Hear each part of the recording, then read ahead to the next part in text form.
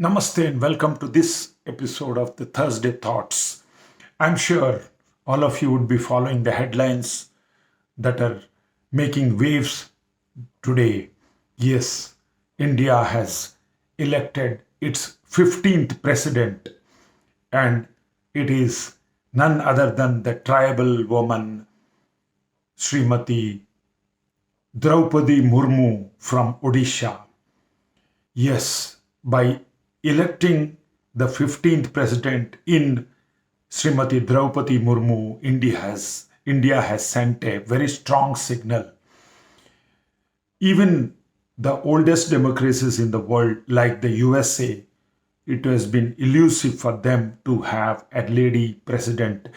In the last elections, we have seen Hillary Clinton came very close to it, but couldn't achieve the record.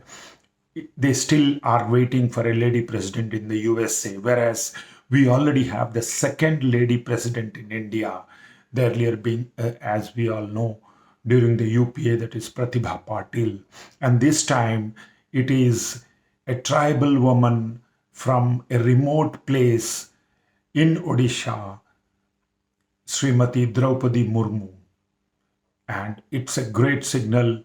Only 75 years old, a democracy that is India. We are indeed proving to the world that democracy is in our blood. We earlier had a lady prime minister, the head of the government, that is Mrs. Indira Gandhi. We also had Dr. Manmohan Singh, the prime minister, the chief of the executive, uh, who belonged to a minority community. And of course, we had two earlier presidents from the Dalits, namely uh, K.R. Narayanan and, of course, Ramnath Kovind, the outgoing president. And this time around, it is a tribal, and that to a lady from a remote place, who was being elected to the topmost position, the first citizen of this country to occupy the Raisina Hills, as it is known as, from the remote place called Rairangpur. So the journey has been awesome for Srimati Murmu, from Rairangpur to the Raisina Hills. But life was never easy for her, as we all know. And she had consecutive tragedies, personal tragedies. Within a span of 4 years, she lost her husband and two of the sons, and she survived by the only daughter, Itishri Murmu, who's a bank employee. And after the personal tragedies, obviously she went into depression and seclusion. But she was not going to give it up. She never said die. With the spirit of never said die, she went to the Brahma Kumaris. She adopted the Brahma Kumaris philosophy and fought with her life, wanted to make it big when it came to her life.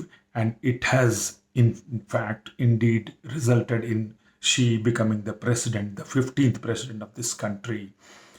So personal tragedies only made her resolute, more strong, and wanted to face life with all its vagaries and never say die attitude. She was also the governor of Jharkhand for quite some time, and in fact, she holds the record a full term as a governor. And now she was also a minister in the BJP, BJD led, Navin Patnaik led state legislative assembly, the ministry. She was awarded the best legislator also during 2002. And all these show that a gritty lady and a resolute and a silently working towards the common good of people, her own people. And she represents the 10 crore population of the tribal woman, and she belongs to the Santal tribe, in the scheduled tribe, and she has made it really big, and we are all proud of her. Mrs.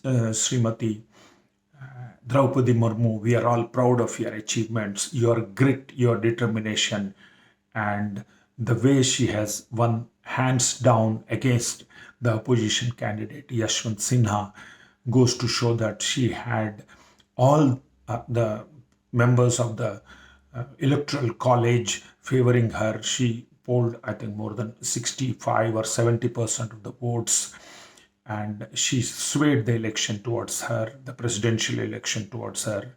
We wish you all the best, ma'am. We wish you all the best, India, for the good time that we are going to have during your presidency. That's all, ladies and gentlemen, for this Thursday. God bless you. Take care. Bye bye.